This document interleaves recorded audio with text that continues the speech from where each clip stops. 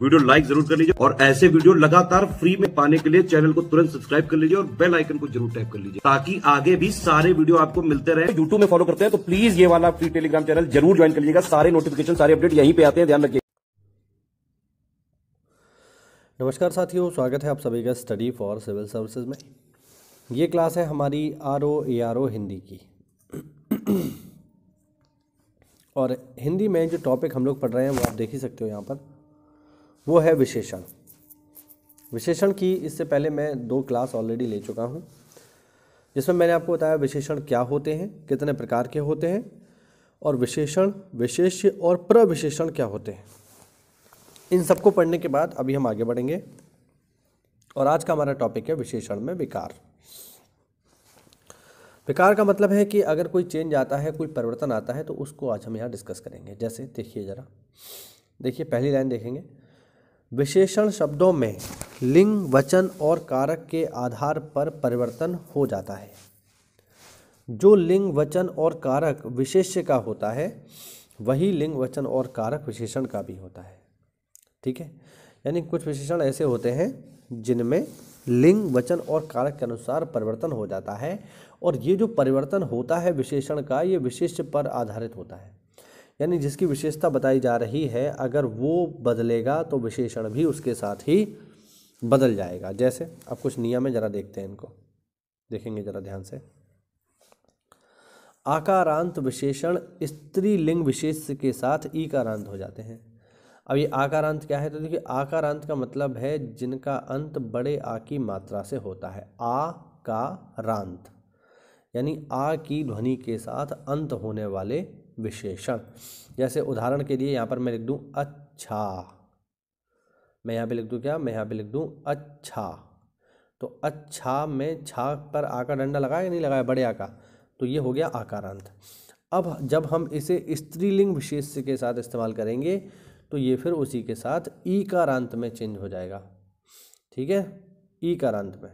ठीक, एग्जाम्पल के लिए अच्छा लड़का, मतलब सॉरी, यहाँ पर अगर हम इसके एग्जाम्पल देखें तो अच्छा लड़का, ठीक, और अच्छी लड़की। यहाँ पर ये 2 बार लिख गया है, बढ़िया गलत है।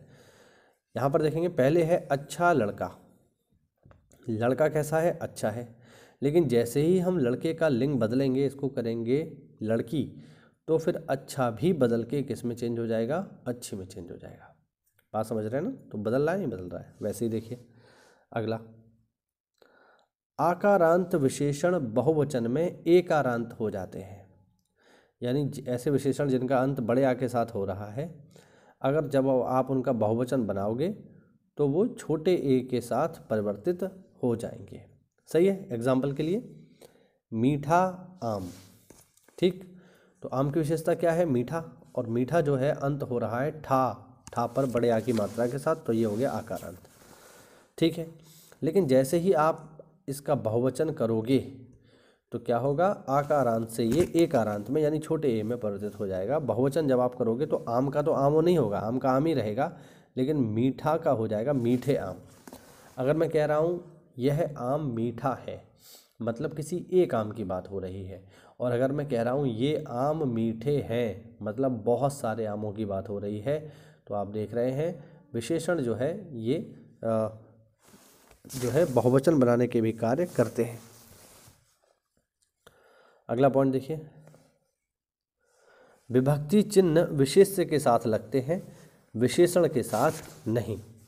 ठीक है, तो ध्यान रखना, जितने भी विभक्ति चिन्ह होते हैं, कर्ता ने कर्म को कर्ण से, अपादान से अलग होने के लिए, इस तरीके से ये जितने भी आपके विभक्ति चिन्ह होते हैं, सब इस्तेमाल होंगे किसके साथ, विशेष्य के साथ, यानी उसके साथ इस्तेमाल होंगे जिसकी विशेषता बताई जा रही है।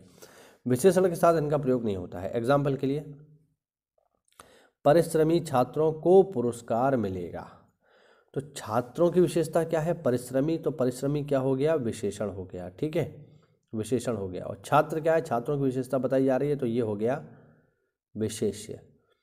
ठीक, और यहाँ पर जो विभक्ति लगी हुई है वो कर्म की है, यानी को है, तो को किसके साथ लगा है, छात्रों के साथ लगा है, परिश्रमी के साथ नहीं लगा है और ना ही लगेगा। यही नियम है कि विभक्ति चिन्ह विशेष्य के साथ लगते हैं, विशेषण के साथ नहीं। आगे देखिए, संस्कृत विशेषणों में लिंग के अनुसार परिवर्तन भी होता है और नहीं भी। यानी जो संस्कृत के विशेषण होते हैं वो लिंग के अनुसार बदल भी जाते हैं और नहीं भी बदलते हैं। एग्जाम्पल देखिए, जैसे प्रिय पुत्र और प्रिय कन्या। अब पुत्र और कन्या यहाँ पर हम देखेंगे, ये है पुल्लिंग और ये है स्त्रीलिंग, लेकिन इनका जो विशेषण है प्रिय, ये दोनों में एक जैसा है, चेंज नहीं हुआ। ठीक है ना। तो ये है, तो यहाँ पर हम देख रहे हैं कि यहाँ पर चेंज नहीं हो रहा है, लेकिन दूसरा जो है हम यहाँ पर इसको बदल भी सकते हैं। जैसे विदुषी महिला, विद्वान महिला को क्या बोलते हैं? विदुषी महिला। लेकिन अगर हम बोलेंगे रूपवती बालिका, ठीक, तो फिर ये जो है अलग अलग हो जाएंगे। कैसे? देखो, विदुषी जो शब्द है ये मूल रूप से महिलाओं के साथ ही इस्तेमाल होगा। अगर यहाँ आप ये लिखोगे कि विदुषी, लिख के देखता हूँ मैं, विदुषी पुरुष, तो ये अपने आप में गलत है। क्यों गलत है? क्योंकि ये जो विदुषी शब्द है ये मूल रूप से महिलाओं के लिए ही इस्तेमाल होगा, पुरुषों के लिए इस्तेमाल नहीं होगा। बात समझ रहे हैं? वैसे ही रूपवती बालिका, तो बालिका के लिए रूपवती शब्द इस्तेमाल होगा, बालक के लिए नहीं होगा। हम कहेंगे ये बालक बहुत रूपवती है, तो ये अपने आप में गलत हो गया, नहीं हो गया। पुरुष के लिए अगर आप विदुषी के स्थान पर जो शब्द इस्तेमाल करेंगे वो क्या होगा? वो होगा विद्वान। विदुषी इस्तेमाल नहीं होगा। तो बहुत बार ये चेंज होते हैं और बहुत बार चेंज नहीं होते हैं। यहाँ पर चेंज नहीं हो रहे हैं, बट यहाँ पर चेंज हो जाएंगे। अगर महिला के लिए इस्तेमाल करोगे तो विदुषी करोगे, और पुरुष के लिए इस्तेमाल करोगे तो विद्वान करोगे। बालक के लिए इस्तेमाल, मतलब बालिका के लिए इस्तेमाल करोगे तो रूपवती करोगे, है ना, और बालक के लिए करोगे तो सुंदर करोगे, सुंदर बच्चा। बात समझ रहे हैं? तो बहुत बार चेंज होता है और बहुत बार चेंज नहीं होता। चलिए साथियों, आगे बढ़ते हैं। आगे देखेंगे यहाँ पर, अब यहाँ पर कुछ भाववाचक संज्ञा दी हुई हैं और उनसे क्या विशेषण बनेगा वो दिया हुआ है। ठीक है, देखते हैं आगे। जैसे देखिए, बुद्धिमत्ता। अब बुद्धिमत्ता अपने आप में क्या है? एक भाववाचक संज्ञा है ना। ये बुद्धिमानी की अवस्था को दर्शाता है। ठीक, और जिस व्यक्ति के अंतर, मतलब जिस व्यक्ति के अंदर ये विशेषता होती है, ठीक, या जिस व्यक्ति के अंदर ये अवस्था होती है कि वह बुद्धिमान हो, मतलब उसके अंदर बुद्धिमत्ता होती है, तो उस व्यक्ति को कहते हैं बुद्धिमान। सही है? तो बुद्धिमान क्या हो गया? विशेषण हो गया, और बुद्धिमत्ता क्या हो गई? भाववाचक संज्ञा। ठीक, हाँ। विद्वान होने की अवस्था कहलाती है बुद्धिमत्ता, और जिसके अंदर ये अवस्था होती है वो व्यक्ति कहलाता है बुद्धिमान। तो बुद्धिमत्ता संज्ञा और बुद्धिमान विशेषण। जैसे मैं कहूँ कि राम बुद्धिमान है, तो राम की विशेषता क्या होगी? बुद्धिमान। तो बुद्धिमान क्या है? विशेषण। मूर्खता का जो विशेषण है वो है मूर्ख। मूर्ख व्यक्ति, मूर्ख महिला, मूर्ख आदमी, इस तरीके से। शिष्टता का जो विशेषण है वो है शिष्ट। शिष्ट पुरुष, शिष्ट महिला, शिष्ट राम, राम है ना, राम बहुत शिष्ट है, इस तरीके से। शुक्लिमा का जो विशेषण है वो है शुक्ल। वीरत्व का विशेषण है वीर। वीर एक गुण है, और वीरता का जो गुण है उसे कहते हैं वीरत्व। ठीक, जैसे राम एक वीर योद्धा है, मैं लिख रहा हूँ राम एक वीर योद्धा है, तो राम की विशेषता क्या है? राम की विशेषता वीर होना है, तो ये एक विशेषण है। लघुत्व से बनता है लघु, लघु मतलब छोटा, और गौरव का जो विशेषण होता है ये है गुरु। ध्यान रखना, पेपर में पूछा जा चुका है। गौरव का विशेषण क्या है? गुरु। और लाघव का विशेषण है साथियों लघु। लघु लाघव का भी है और लघुत्व का भी है, दोनों का ही है, ध्यान रखेंगे। अब यहाँ पर कुछ जो है डायरेक्टली संज्ञा और विशेषण दिए हुए हैं, इनको जरा हम देखते हैं। देखिए, निशा का विशेषण है साथियों नैश। ये आपको देखो सीधे सीधे भैया याद ही करने हैं। जहाँ महत्वपूर्ण होगा, जहाँ एक्सप्लेनेशन किया जा सकता है, वहाँ मैं एक्सप्लेनेशन करूँगा। बाकी जो है ये आपको याद ही करना पड़ेगा, क्योंकि ये इम्पोर्टेंट है। ठीक, चलिए, निशा जो है इसका विशेषण होता है नैश। ग्राम्य का विशेषण है, मतलब सॉरी, ग्राम का विशेषण है ग्राम्य। लोक का विशेषण है लौकिक। दया का विशेषण है साथियों दयालु। हम कहते हैं ना राम बहुत दयालु है, तो राम का गुण क्या है? दयालु। बल का विशेषण होता है बलिष्ठ। देखिए, विशेषण का मतलब है विशेषता। अगर आप इन शब्दों को किसी के साथ इस्तेमाल कर पा रहे हो उसकी विशेषता बताते हुए, तो ये विशेषण है, सीधी बात है ना, बिल्कुल। जैसे अब इसको ले लो आप, ये है, जैसे ये लो दयालु, तो राम दयालु है, सीता दयालु है, मैं दयालु हूँ, आप दयालु हो, तो ये हमारा गुण ही तो बता रहा है। बलिष्ठ, मैं बलिष्ठ हूँ, तो ये मेरी विशेषता हो गई। राम बलिष्ठ नहीं है, ये उसकी विशेषता हो गई। इस तरीके से जो विशेषता बताते हैं वो विशेषण होते हैं। मुख का विशेषण है मुखर, कहते हैं ना वो बहुत मुखर वक्ता है, बहुत अच्छे से बोल लेता है। रक्त का विशेषण होता है रक्तिम, रक्तिम का मतलब होता है रक्त जैसे वर्ण वाला, उसे बोलते हैं रक्तिम। ग्राम का विशेषण है ग्रामीण, कहते हैं ना वो आदमी तो ग्रामीण है, मतलब उसकी विशेषता क्या है कि वह गांव से जुड़ा हुआ है। मास का तत्सम है मासल, तंद्रा का तत्सम है तंद्रिल, तंद्रिल। प्रथु का तत्सम है प्रथुल, भूख का तत्सम है भूखा, राम भूखा है, मैं भूखा हूँ। ये हमारी अवस्था को दर्शा रहा है, और अवस्था किसके अंतर्गत आती है? गुणवाचक विशेषण के अंतर्गत आती है, ध्यान रखना। सोना का विशेषण है सुनहरा, है ना, यह रंग बहुत सुनहरा है, तो रंग की विशेषता क्या है? वह सुनहरे रंग का है। सुनहरा मतलब क्या है? जिसमें सोने की आभा हो। देहात का जो विशेषण है वो है देहाती। गेरू का विशेषण है गेरुआ। बाजार का विशेषण है बाजारू। चाचा का विशेषण है चचेरा, जो चाचा से जुड़ा हुआ है वो चचेरा है, ठीक है। चचेरा भाई, तो चाचा का पुत्र जो होगा हमारा चचेरा भाई होगा, तो चाचा से तो जुड़ा हुआ है। चचेरी बहन, इस तरीके से। भांग का विशेषण है भंगेड़ी। भंगेड़ी का मतलब है जो भांग से जुड़ा हुआ है, जो भांग का सेवन करता है, उसे बोलते हैं भंगेड़ी।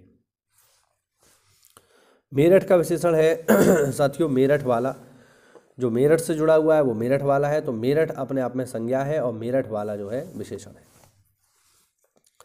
धन का तत्सम है धनवंत और धनवान, ये ध्यान रखेंगे। आगे बढ़ते हैं। तालु का तत्सम है साथियों तालव्य, ठीक।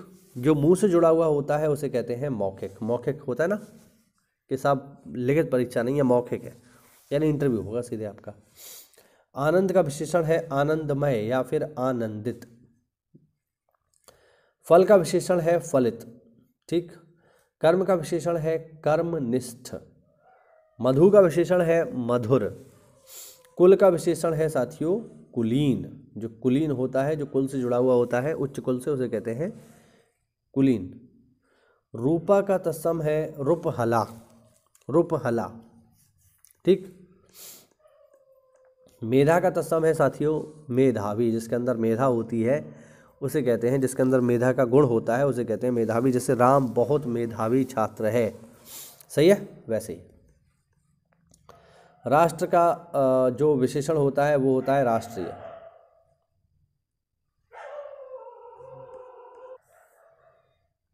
तो जो राष्ट्र से जुड़ा हुआ होगा वो है राष्ट्रीय। जैसे हम कहते हैं राष्ट्रीय संपत्ति, तो कोई ऐसी संपत्ति इसका संबंध राष्ट्र से है तो वो होगी राष्ट्रीय संपत्ति, ठीक। धन का जो विशेषण होता है वो है धनवान। दूध का विशेषण होता है दुधारू। जैसे हम कहते हैं ना ये गाय दुधारू है, यानी बहुत दूध देने वाली है, तो दुधारू अपने आप में गुण है। रंग का विशेषण है रंगीला। गरज का विलोम है गरजू मतलब सॉरी विलोम नहीं है, विशेषण। मामा का विशेषण है ममेरा, ठीक। खपरा का विशेषण है खपरेल। लखनऊ का विशेषण है लखनवी, कहते हैं ना ये तो लखनवी कबाब है, यानी इस कबाब की विशेषता क्या है कि ये लखनऊ से जुड़ा हुआ है, तो लखनवी कबाब है, लखनवी कुर्ता है, इस तरीके से चीज़ें बनती हैं। भूत का जो विशेषण है वो है भुतहा, कहते हैं ना ये तो हवेली भुतहा है, भुतहा हवेली है, यानी इस हवेली का संबंध भूतों से है। छूत का जो विशेषण है वो है छुतहर, ठीक। चलिए और देखते हैं आगे। ये कुछ थोड़ा सा पढ़ने वाली चीज़ है, इसको आप एक बार देख लो, पढ़ लो, ज़्यादा कुछ खास है नहीं। जैसे थोड़ा सा पढ़ लेते हैं। विशेषण बनाने के कुछ संस्कृत के नियम हैं, उन्हें देखते हैं। धातु के आदि स्वर को वृद्धि करने वाले, अर्थात शब्द का पहला वर्ण आकार है तो ऐसे प्रत्ययों को लगाने पर वह आकार हो जाएगा ई, या ई मात्रा वाला है तो ए मात्रा वाला हो जाएगा। छोटा ऊ या बड़ा ऊ मात्रा वाला है तो बड़ी औ मात्रा वाला, और री मात्रा वाला है तो आर मात्रा वाला हो जाएगा। धातु के आदि स्वर को ऐसी वृद्धि देने वाले संस्कृत के प्रत्यय हैं अय, इक और आ। बोल वचन था, बस थोड़ा सा इसको पढ़ लो, पढ़ने से ही समझ में आएगा। ठीक है, जैसे देखो अग्नि। अब अग्नि का जो विशेषण होता है आग्नेय होता है, हम पहले ही पढ़ चुके हैं। और ये कैसे बना है, ये अग्नि में ए प्रत्यय लगाने से बना है। पुरुष का जो विशेषण है वो है पौरुषे, सीधे सीधे याद रखो। परिवार का विशेषण है पारिवारिक, पारिवारिक ध्यान रखना। धर्म का विशेषण है धार्मिक। प्रथा का विशेषण है साथियों पार्थ, और पार्थ किसका पर्यायवाची है, अर्जुन का, ध्यान रखना। और इंद्र का पर्यायवाची देख लो भाई, काफ़ी महत्वपूर्ण है। इंद्र का पर्यायवाची है साथियों ऐन्द्र, ऐन्द्र। ठीक है, तो ये हुआ साथियों आज का हमारा छोटा सा वीडियो। उम्मीद करता हूँ इसमें आपको नई जानकारी मिली होगी।